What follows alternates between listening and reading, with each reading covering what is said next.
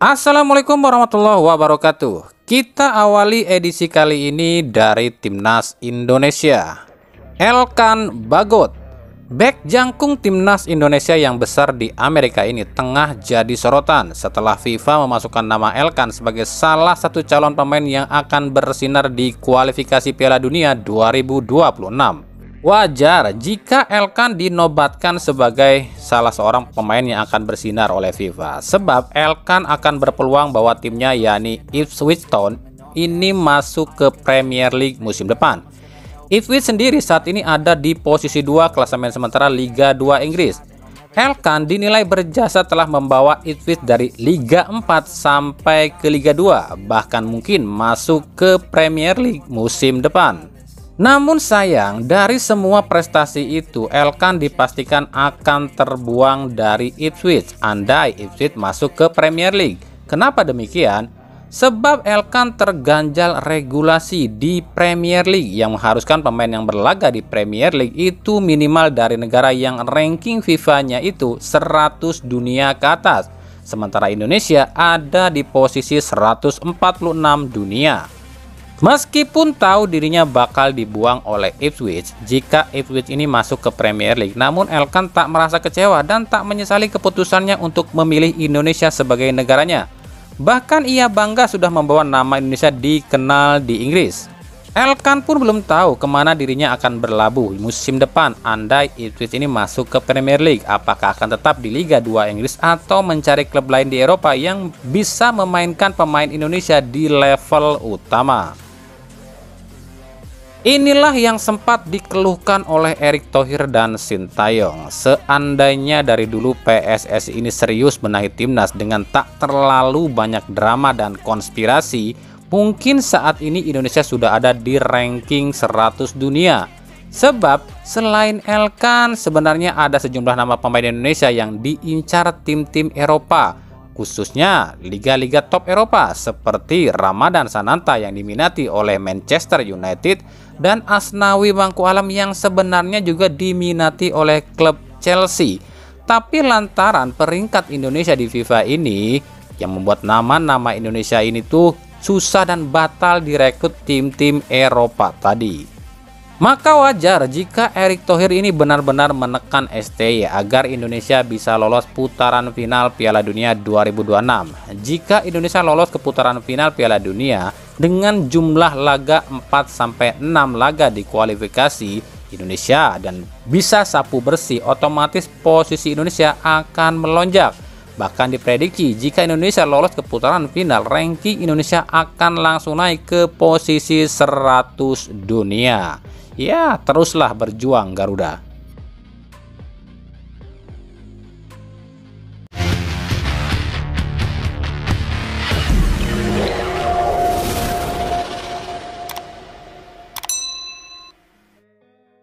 Bicara soal Sintayong, kami pribadi nggak pernah tahu alasan orang-orang yang ngakunya tahu sepak bola, ngakunya pengamat bola, dan ngakunya pecinta timnas tapi membenci STY. Cuma gara-gara STY belum hadirkan trofi, para fans kardus ini menghujat bahkan ingin menyingkirkan STY.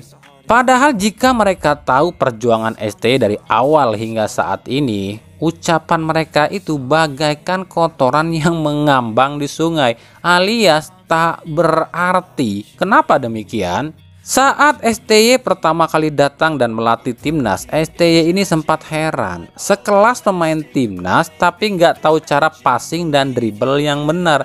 Ini kan hal dasar di sepak bola. Kenapa hal dasar aja pemain sekelas pemain timnas nggak tahu dan cara passing dan dribble yang benar? Bukan cuma itu, STY pun sempat mengkritik para pemain timnas ini yang selalu salah saat lemparan ke dalam. Ini kan lucu, lemparan ke dalam aja harus diajarin lagi sama STY, sekelas timnas loh. Lalu soal attitude dan mental, STY pun sempat mengkritik para pemain timnas soal attitude dan mental. Contoh, pemain timnas itu udah sliding dengan 2 kaki tapi ketika ditiup pelanggaran malah komplain sama wasit. Kan emang jelas pelanggaran kalau sliding dengan 2 kaki. Makanya STY ini sempat mengkritik pemain timnas.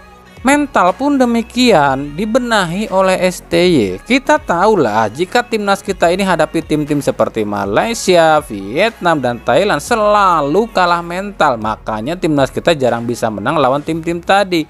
Tapi lihat, dengan STY ini pun dibenahi yang akhirnya Vietnam pernah kita kalahkan, Malaysia pun pernah kita kalahkan, dan Thailand pun sering kita kalahkan.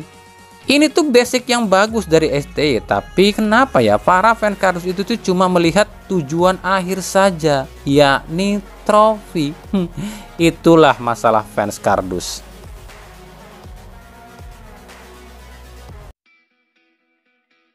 Kita ke berita klub. PSM Makassar kabarnya akan mengikat sejumlah pemain yang dirumorkan akan hengkang seperti Yuran Fernandes, Duo Sayuri, dan Kenzo Nambu. 4 pemain ini sempat isukan akan hengkang, tapi rupanya PSM tak melepas. Yang dilepas justru adalah Adilson Silva asal Portugal. Untuk Yuran, Duo Sayuri, dan Kenzo akan bertahan hingga akhir musim. Sementara posisi Adilson Silva kabarnya akan digantikan oleh top scorer Liga Vietnam Rafaelson Fernandes. Rafaelson Fernandes adalah striker asal Brazil berusia 26 tahun yang musim lalu main di klub Binh FC di Liga Vietnam, yang bisa cetak 14 gol dari 26 laga bersama klub Binh FC.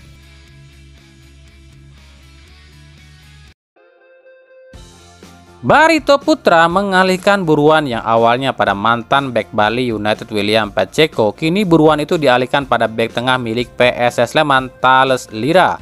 Lira akan diplot menggantikan posisi Charlie De Murga yang harus dicoret lantaran cedera. Lah kan Charlie ASEAN, kok gantinya Brazil? Ya kan Barito udah punya mic out sebagai slot ASEAN, jadi mau ambil dari negara manapun gak masalah, yang penting udah ada slot ASEAN-nya. Untuk Renan Alves sendiri, manajemen Barito Putra masih terus merayu Alves agar mau bertahan di Barito minimal sampai akhir musim ini. Tapi hingga saat ini kami belum dapat info nih keputusan resmi dari Renan Alves. Dari Persebaya, kami sebelumnya bilang jika Persebaya akan datangkan bek asal Australia dan kami prediksi itu adalah Jordan LC. Tapi rumor yang berkembang di Surabaya justru nama Brendan Hamilah yang paling mencuat. Ya nggak masalah sih, itu kan masalahnya rumor, semua juga masih rumor, belum tentu ada yang benar kan. Lalu soal bek tengah lokal yang kami bilang dia itu adalah Bagas Adi, itu bukan hoak ya, memang betul Persebaya ajukan tawaran bagi Bagas Adi, tapi Aremanya tak melepas. Akhirnya Persebaya pun alihkan buruannya pada bek tengah PSIS Semarang Wahyu Prastio. Tapi ini pun sulit sebab Wahyu adalah bek tengah utama di PSIS dan kapten kedua saat ini. Tapi ya kita tunggu aja di bursa transfer nanti untuk kebenaran semuanya.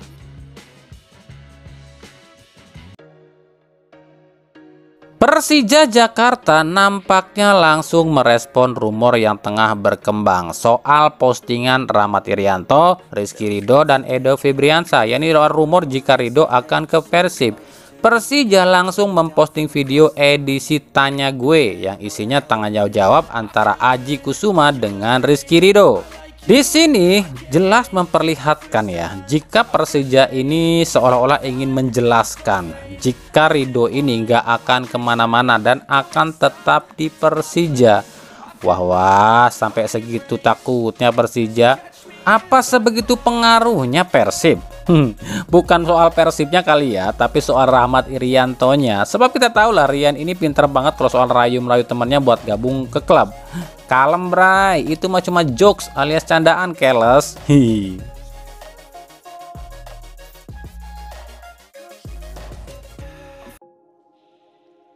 Dari Persib Bandung, ada kabar atau isu ya jika penyerang Persib Ciro Alves memiliki keinginan untuk dinaturalisasi. Meskipun ini belum dikonfirmasi secara resmi oleh Ciro Alves, tapi hal ini terlihat dalam postingan Instastory Ciro yang menuliskan "Soon 5 years in Indonesia, work hard to make your dream come true", yang artinya segera 5 tahun di Indonesia, kerja keras untuk mewujudkan impianmu.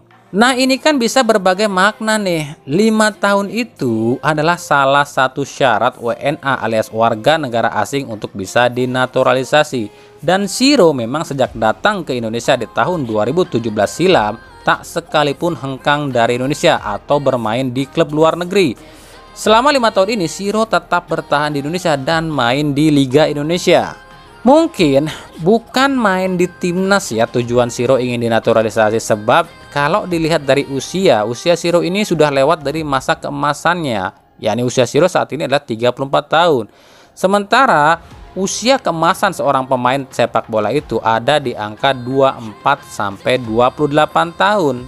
Tapi di sini mungkin Shiro ini hanya ingin diakui oleh negara yang memang sudah sangat dicintainya. Soal masuk timnas atau tidak itu urusan belakangan. Namun andai pun Shiro ajukan naturalisasi, ini prosesnya akan lama nih. Biasanya ya mungkin bisa sampai 1 tahunan. Sebab kecuali pemain yang memang diminta oleh federasi untuk dinaturalisasi, itu biasanya kan 1 sampai 2 bulan aja tuh. Untuk pemain atau warga biasa itu membutuhkan waktu kurang lebih 1 tahun. Tapi kita akan lihat nanti apakah benar Shiro akan ajukan naturalisasi.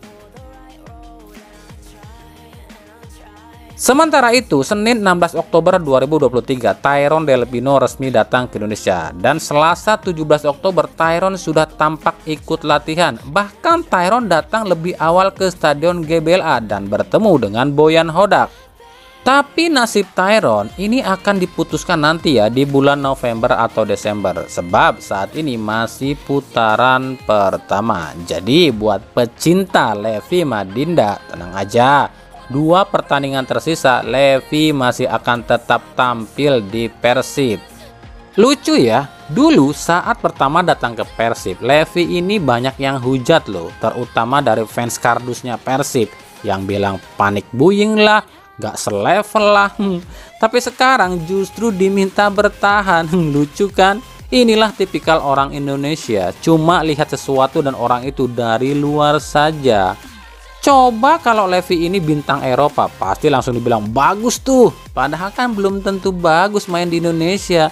Ya kayak Charlton Cole dulu itu, dengan bermodalkan nama besar mantan bintang Liga Inggris, mantan bintang timnas Inggris, orang langsung percaya sama Cole. Tapi ternyata apa? Memble. Nah itulah, ini pelajaran buat kita semua. Don't judge from its cover. Jangan menilai sesuatu itu dari luarnya.